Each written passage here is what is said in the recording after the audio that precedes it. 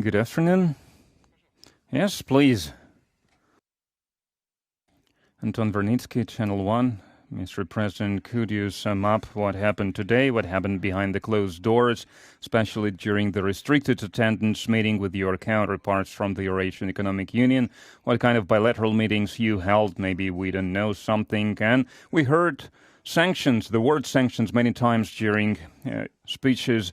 How do they impact the activities of the Eurasian Economic Union, these sanctions? As for the bilateral meetings, I have just finished my meeting. It was held without the media. It was a working meeting with the president of Uzbekistan.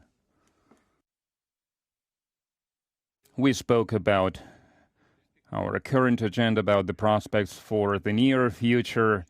We have compared notes on possible large-scale joint investment projects.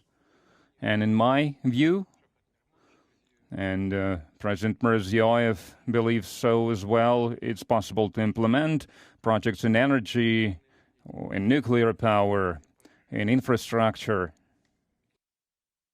in metallurgy.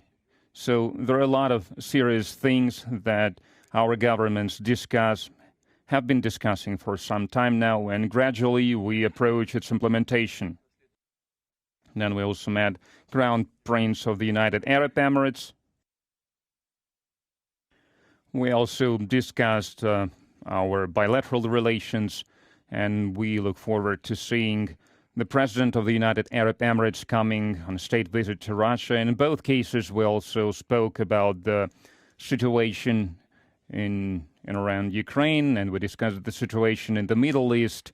As for the outcomes of today's meeting, of today's part of the Eurasian Economic Union Summit, we are satisfied with its outcome. We have summed up certain things, as President of Belarus mentioned. We are currently completing the development strategy that is going to end this year. Now we are thinking about how can we develop our joint effort in the future. But overall, we are satisfied, we are happy with the results of our efforts. Why? Because the main integral indicator of the efficiency of our economies is the rate at which economies are growing. And in the Eurasian Economic Union, it's higher than on average across the globe. Across the globe at 3.3%, as is known. And we have more than 4%. And in certain countries, it's even higher than that, 5%. Some countries approaching 6%. And we owe it to our joint effort, because the idea of this joint effort is to leave barriers and obstacles for our prosperity and to enhance the opportunities for the economic growth in our countries. And social indicators of the economic growth is the unemployment rate and real salaries level. And it's the same in the other countries, but I can speak about Russia. We have 2.3% unemployment rate,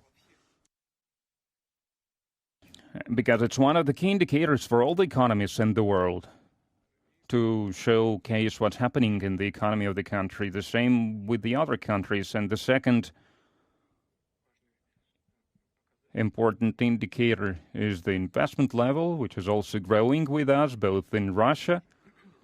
Despite all the obvious difficulties, this process is ongoing, this effort is ongoing. And of course, we are satisfied with this work. But like always, there are matters that require additional attention. In restricted attendance meeting, we discussed matters related to lifting obstacles in the service domain, and it requires some additional looking into. And then there is some things related to digital signature. These are important things. These are not just some formal things, because if we introduce something like that across our association, it will create good conditions to expand our cooperation. So there are some matters that we discussed in general, and also we discuss how it is going to be regulated and how sanctions are going to look like when there are some violations, and so on and so forth, so that all the actors, all the stakeholders of our economies did not switch their gears when they move from one country to another, to make it as smooth as possible. So there are no political difficulties. We all believe that's the path we should adhere to, but there are some technical matters that we need to fine-tune, to iron out at the level of our governments. And we agreed to do exactly that in the near months. And the next meeting, that is going to be informal, usually it is, but still we discuss business there. And as per tradition, before the new year, we are going to hold this meeting in St. Petersburg. Well, sanctions, well, yes. Honestly, we are just mentioning that, but we do not go too deep into discussing these matters. RIA Novosti, if I may, I've got another question, which is also very important. You've already mentioned that during the bilateral context, you mentioned Ukrainian situation around Ukraine. So how the things are going with the Ukrainian settlement, in particular when the third round of negotiations between Russia and Ukraine is going to take place. And we also know that the countries exchanged their draft memoranda on the settlement of the conflict. So what do you think about the Ukrainian draft? What is your assessment of this draft? And did you receive any reaction from Kiev regarding the Russian memorandum draft? As for memorandum, as is expected, so nothing is unexpected. We anticipated this, and I'm not going to tell you anything unexpected. These are two opposite memoranda, I have to say. And that's why we hold negotiations, to try to bring our positions closer. And the fact that they are polar opposites, I don't think it was a surprise to anyone. I wouldn't want to go into details because I think it would be harmful to speak about that before the negotiations. As for what has been done after the negotiations, I believe you can see that yourself. I think another swap took place yesterday or even today, and it is important. It's a humanitarian component. It plays its part because it establishes necessary conditions for a substantive discussion of the gist of the problem. And the agreement was that we will continue our contacts after all the exchanges, after all the swaps are finished. And we came up with this suggestion to have this. We handed over the bodies of the soldiers who were killed in action. So we have already handed over 6,000 bodies, and we are ready to hand over 3,000 more. And now it's up to the Ukrainian side to receive the bodies of their soldiers. And we agreed in such a way that after this phase is over, we will have the third round of talks. And we are ready for this. We need to agree on a place, on location, and on date. But I believe that President of Turkey, President Erdogan, adheres to his former position to support this process, and we are very grateful to him for this, and we are ready to hold this meeting in Istanbul. And when exactly? It's up to the heads of the negotiations team on both sides, and they maintain constant contact with each other at all times, so they speak via phone, which I believe is a good thing. And now they are discussing when this meeting could take place. And what they discuss there, I believe they need to discuss memoranda from both sides that they provided. Yes, please. Pavel Zarubin, Russian TV channel. You have just completed your Eurasian Economic Union Summit, and our former Western partners held a NATO summit, and they discussed enhancing military spending to 5% from the GDP. And now we hear a lot of voices from the West about militarization, and Europe's stance is so aggressive in modern times. That's something new. So what do you think about what's happening in this regard?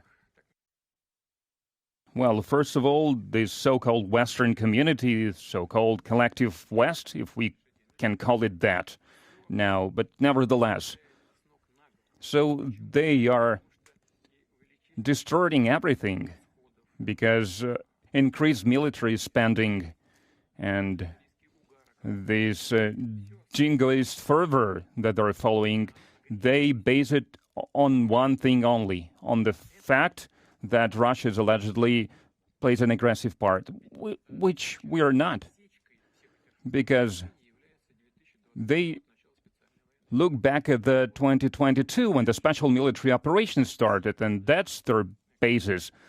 But how did we approach that? No one speaking about that, but it all started with the fact that we were lied to, that we were deceived, that we were swindled about the NATO enlargement to the east, because the entire world is aware that Russia received promises that not an inch eastward. NATO is not going to enlarge to the east. Then one wave of enlargement, the second wave of enlargement.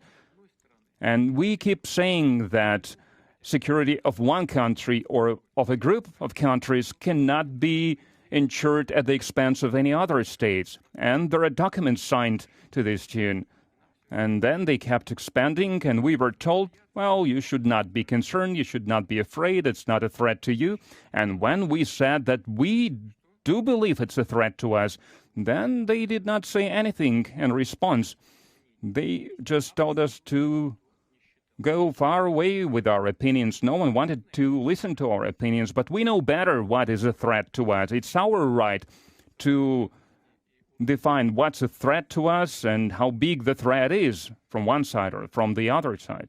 But no one was listening to us, and they kept on acting like that. Isn't that an aggressive behavior? Because that's exactly what aggressive behavior means, and the West doesn't want to notice this. And when the collective West supported separatist movement in our country, and they supported such a tool as terrorism in their desire to fight Russia, no one thought about ISIS if it was operating in Russia, and those explosions in Moscow and all kinds of things happening. And it has been happening until recently. No one wants to notice that. It's all well if it's against Russia. Do you think we did not notice this? They also understand this, but they only speak about our aggression. But they should look at themselves first. We have a good proverb.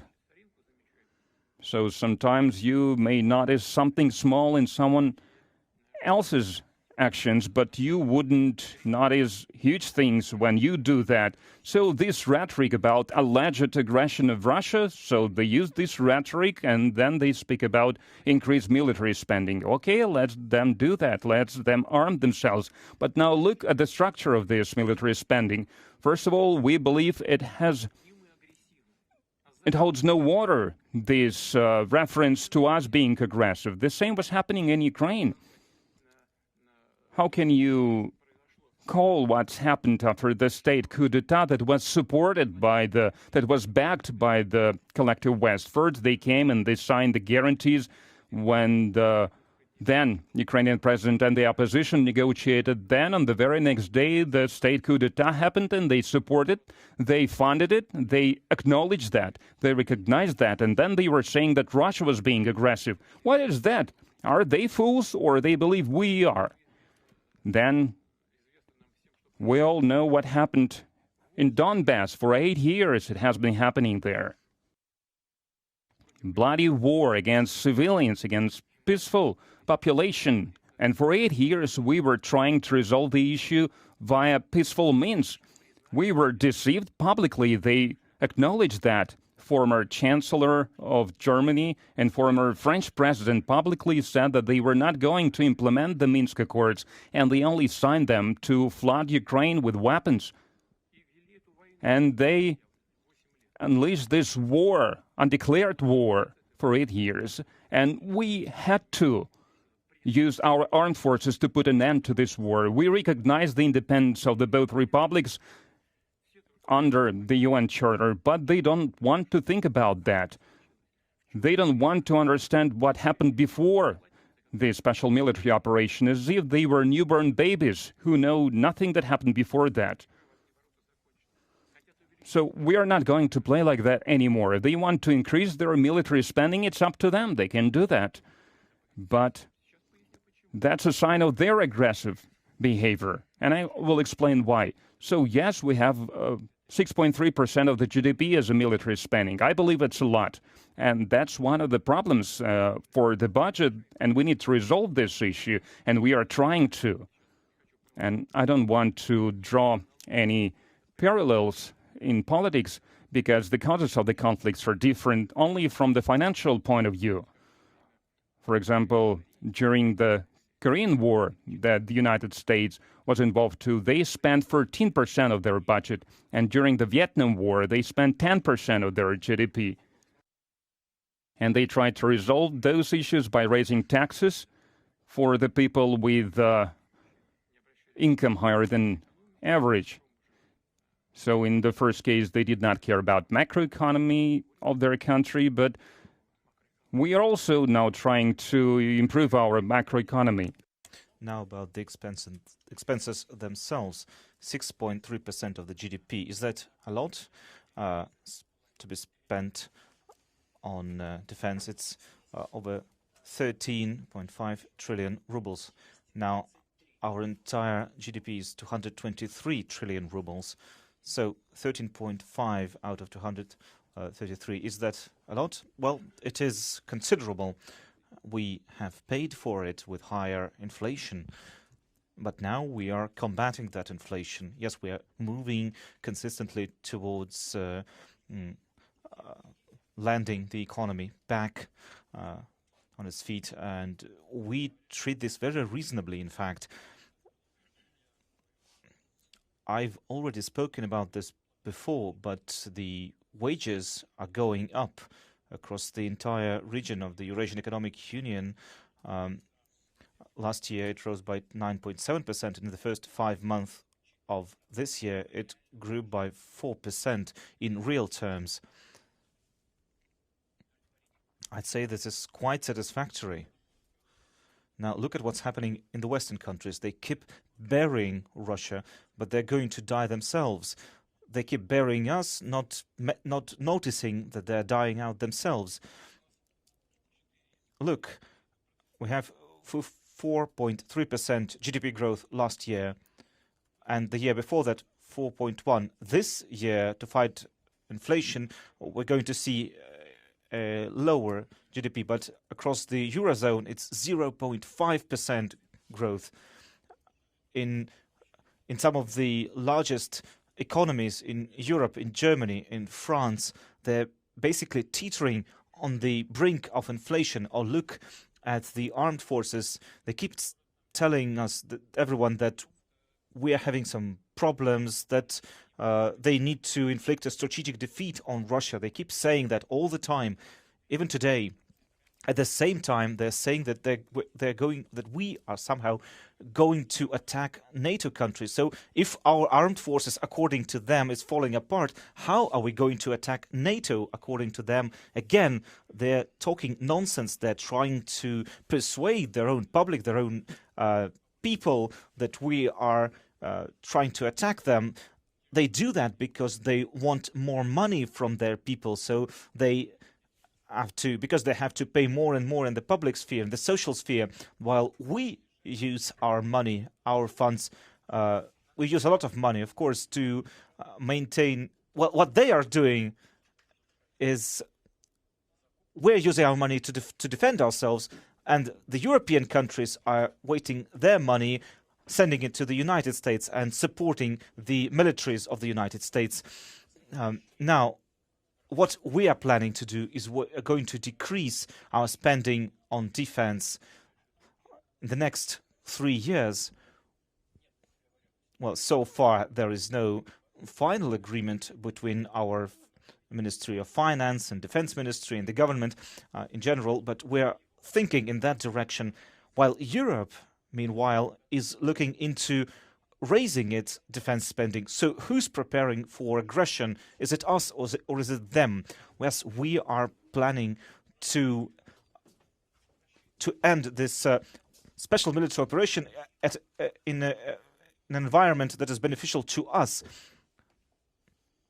And what we plan to do is we plan to decrease our defense spending while they are ramping up their defense spending.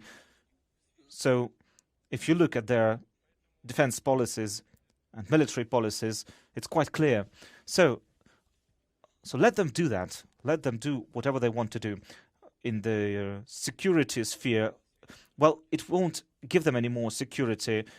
And in terms of social security and economic security, it will damage them. And for the final question, Interfax news agency, Ksenia Chernyeva.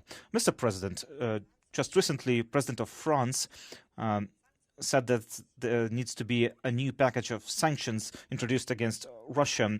And if we judge from the statements by European officials, this could include raising cap on oil prices for Russian oil, secondary sanctions for buyers of this oil. What's your view on these measures? What's your view vis-a-vis President France's rhetoric? Well, I've covered in part the answer to your question. The harsher the sanctions, the worse it is for the ones who are introducing those sanctions. It's true for Germany, for France, etc. If you look at their economy, the amount of gas that they're buying is now larger because they are buying more liquefied natural gas, LNG. Right now, how much is it? 400 euros per 1,000 cubic meters of gas. Right now, it's a little lower, 65 or 76 dollars per barrel. What if something happens in the Middle East? What's going to happen? Are they going to block Russian oil in some way? Well, they won't be successful at that. It's basically impossible right now. And the volumes of oil and oil products that are being consumed across the world is growing. They're growing because economies are growing, and you cannot escape that. That's why the market itself is growing. The volumes are growing. But production can only be increased to an extent that was agreed upon within OPEC plus. And that is being calculated during the summer according to certain parameters. So there's nothing that in these sanctions that could help the European economy. Is it going to harm us in any way? Well, we'll see, depending on the realities on the ground, so to speak. I don't believe that it's going to have any substantial effect on us because there are hundreds, if not thousands, of sanctions imposed on us at this moment. Last year, our economy grew by 4.3% and in the Eurozone it grew by 0.9%. So you can judge for yourself. Good afternoon, Andrei Kolesnikov, Kommersant newspaper. Mr. President, does it not seem to you that it's high time you met Donald Trump in person? Because from the outside, it seems like you're distancing from each other. I know you speak on the telephone, but perhaps it's time you saw each other in person. Well, I deeply respect the current American president. He's traveled a very long and difficult path. There were hardships along the way on his way to the White House. You know that he survived 2 attempts on his life. He's a very courageous person, that's for sure. As for what he's doing within the country, within the United States, or when it comes to the Middle East and his efforts there to achieve peace, for example, in the Ukraine crisis, we value that a lot. And let me say that publicly again, like I've said before, President Trump, I believe, sincerely wants to achieve peace in Ukraine. Just recently, he said it's more difficult than he had believed before. Well, that's true, and it's to be expected, because it's one thing when you look at something from the outside, and it's something different when you actually deal with it. And the same goes for the Middle Eastern matter. Although over there, I think he had much more experience. He was more involved in the Middle East before. But it's difficult there as well, because real life is always difficult. It's more difficult than what you initially believe. But personally, I'm always open to any contacts, to any meetings. And I know that President Trump has said on multiple occasions that we could meet. But I personally think this is something you need to prepare for. Because as a result of such a meeting, we need to achieve some kind of new level of partnership.